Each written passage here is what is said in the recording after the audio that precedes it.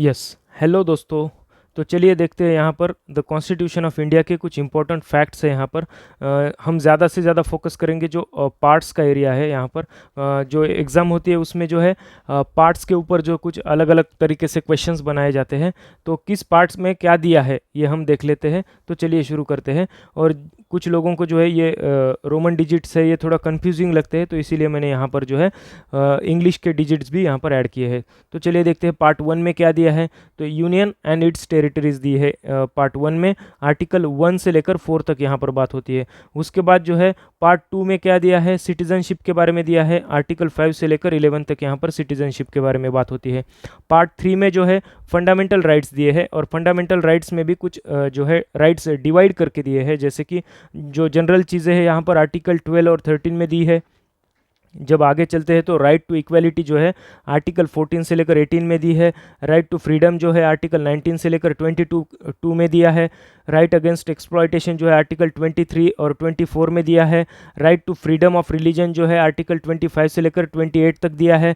Cultural and educational rights जो है article 29 और 30, ये दो ही आर्टिकल्स है जो कि बात करते हैं कल्चरल एंड एजुकेशनल राइट्स के बारे में। उसके बाद सेविंग ऑफ सर्टन लॉज दिया है आर्टिकल 31A, 31B और 31C में। उसके बाद जो है राइट टू कॉन्स्टिट्यूशनल रेमेडीज जो है आर्टिकल 35 और 35 से लेकर आर्टिकल 32 से लेकर 35 तक यहाँ पर बात होती है। उसके बाद देख लेते हैं हम पार्ट 4 में। तो पार्ट 4 में दिया है directive principles of state policy. तो आर्टिकल 36 से लेकर 51 तक जो है directive principles of state policy की बात होती है। उसके बाद जो है पार्ट हम 4A में देखते हैं। तो यहाँ पर फंडामेंटल ड्यूटीज़ नाम का एक चैप्टर है, तो उसमें आर्टिकल 51A, बस एक ही आर्टिकल है जो कि पार्ट 4A में दिया है। उसके बाद देख लेते हैं पार्ट 5 में क्या दिया है। तो द यूनियन में क्या दिए हैं, तो अलग अलग चैप्टर से यहाँ पर chapter 1, chapter 2, chapter 3, chapter 4, chapter 5, तो ऐसे 5 चैप्टर दिए हैं द यूनियन में। तो यहाँ पर देख लेते हैं चैप्टर फर्स्ट में क्या है, द एग्जीक्यूटिव। तो उसके बारे में आर्टिकल्स क्या है, आर्टिकल 52 से लेकर 78 तक जो है एग्जीक्यूटिव के बारे में बात होती है। उसके बाद जो है चैप्टर 2 में पार्लियामेंट, आर्टिकल 79 से लेकर 122 तक जो है पार्लियामेंट के बारे में बात होती है। चैप्टर 3 जो है इसमें legislative powers of the president दिए हैं, तो आर्टिकल 123 जो है legislative powers of the president के बारे में बात होती है चैप्टर 3 ऑफ द पार्ट 5 में। उसके बाद चैप्टर 4 में देखते हैं तो द यूनियन जुडिशरी के बारे में है। आर्टिकल 124 से लेकर आर्टिकल 147 में जो है यूनियन जुडिशरी दी गई है। उसके बाद जो है चैप्टर 5 में देख लेते हैं हम, तो यहाँ पर controller and auditor general of India जो है आर्टिकल 148 में हमें यहाँ पर दिखाई देता है। तो उसके बाद जो है पार्ट 6 में जब हम आते हैं तो पार्ट 6 में क्या दिया है, द स्टेट्स। तो द स्टेट्स में जो है यहाँ पर अलग अलग चैप्टर्स है, chapter 1, chapter 2, chapter 3, chapter 4, chapter 5 and chapter 6। तो इस तरीके से है। आगे देख लेते हैं कुछ जनरल चीज़ें दी है उन्होंने आर्टिकल 152 में स्टेट्स के बारे में। उसके बाद स्टेट का जो है द एग्जीक्यूटिव पार्ट है वो आर्टिकल 153 से लेकर 167 में दिया है। चैप्टर 3 में जो है द स्टेट लेजिस्लेचर है जो कि आर्टिकल 168 से लेकर 212, मतलब यहाँ पर कहाँ गया वो, हाँ, स्टेट लेजिस्लेचर। जैसे यहाँ पर पार्लियामेंट दिया था 79 से लेकर 122 में, तो स्टेट लेजिस्लेचर के बारे में बात कहाँ होती है, आर्टिकल 168 से लेकर 212 के आर्टिकल्स में। उसके बाद जो है पार्ट 6 में ही देख लेते हैं चैप्टर 4। तो लेजिस्लेटिव पावर्स ऑफ गवर्नर दिए गए हैं आर्टिकल 213 में। उसके बाद चैप्टर 5 में देख लेते हैं हम the high courts in the states. तो high courts in the states के बारे में बात करते हैं, तो आर्टिकल 214 से लेकर 232 तक यहाँ पर बात होती है the high courts in the states के बारे में।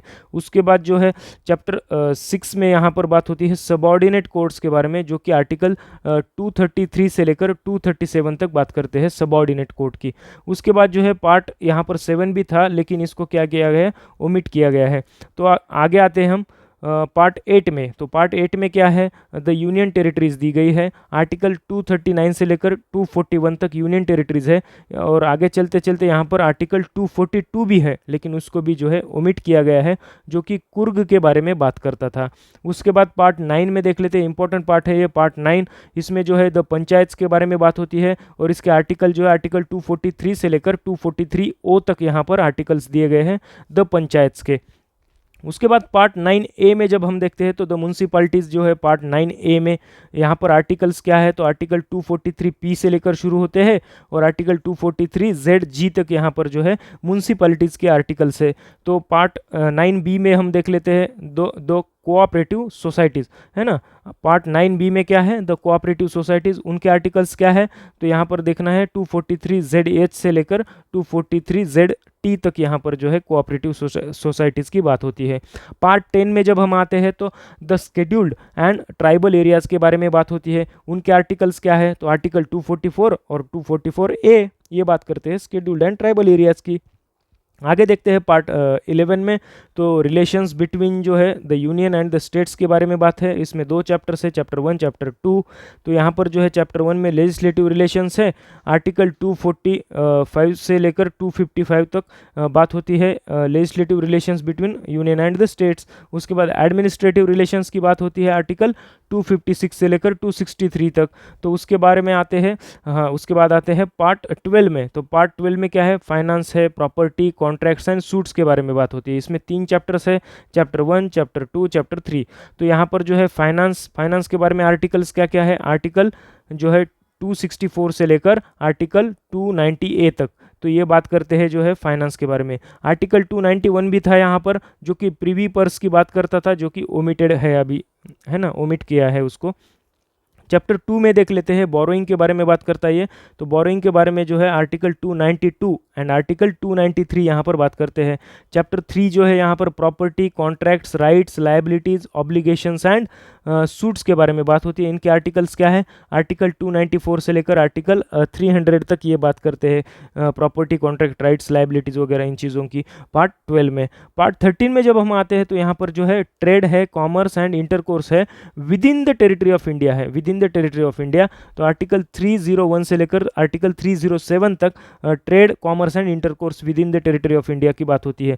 उसके बाद जो है पार्ट 14 में जब हम आते हैं तो पार्ट 14 में क्या है, services under the union and the states, services under the union and the states. तो चैप्टर 1 में क्या है, सर्विसेज है, जो कि 308 से लेकर 314 तक है। उसके बाद चैप्टर 2 में दिया है पार्ट 14 के पब्लिक सर्विस कमीशन, जो कि आर्टिकल 315 से शुरू होती है और आर्टिकल 323 तक है ये।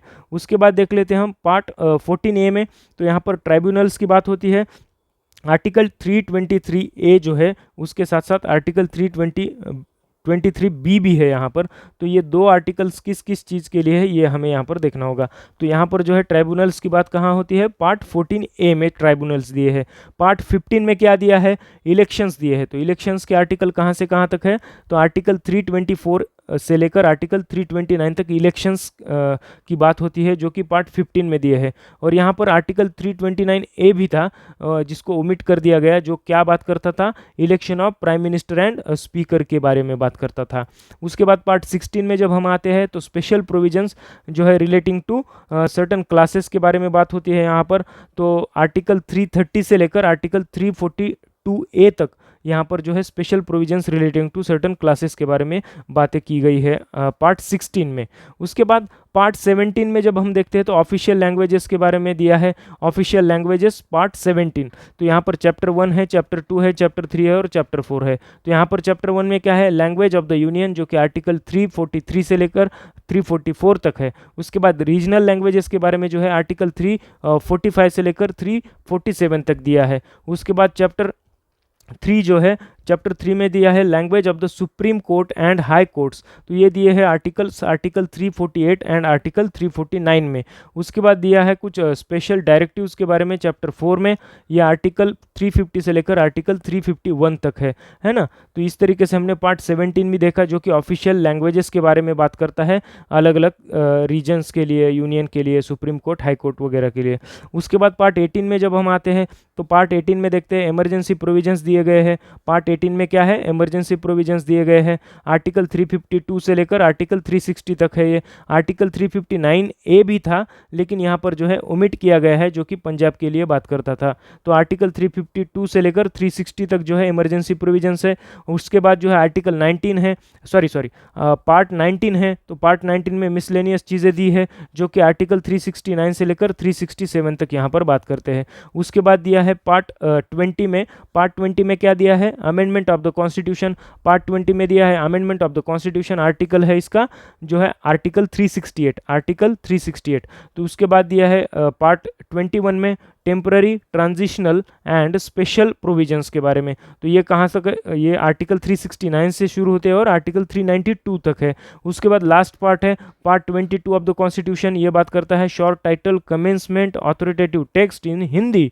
ये कहाँ किस बारे में बात करता है, तो हिंदी में एंड रिपील्स के बारे में।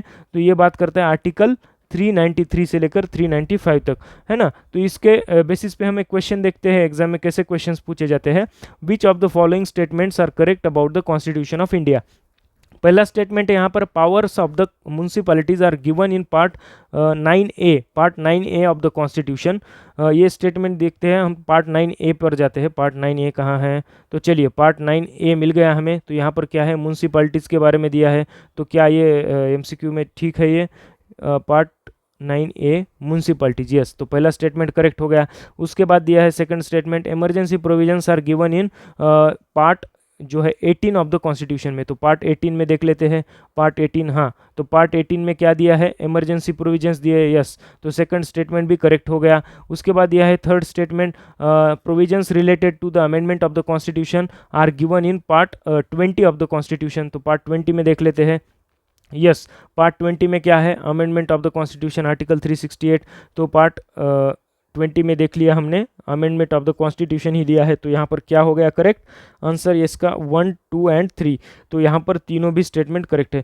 तो इस तरीके से हमने रिवाइज किया है कॉन्स्टिट्यूशन के अलग अलग पार्ट्स को, जो कि 22 पार्ट्स है यहाँ पर कॉन्स्टिट्यूशन में। और किस तरह से कॉन्स्टिट्यूशन के बेयर एक्ट में डिवाइड किया है, उस तरह से हमने लिखा है यहाँ पर, चैप्टर के साथ साथ लिखा है, आर्टिकल्स के साथ साथ लिखा है। तो इस तरीके से अगर हमने इसको 1-2 बार देख लिया तो ये चीज़ें हमें याद ही हो जाएंगी, और हमें पार्ट्स के ऊपर जो भी MCQ आते हैं जो कंफ्यूजिंग लगते हैं एग्जाम में, वो यहाँ पर हम सॉल्व कर सकते हैं, यस। तो that's it, thank you so much.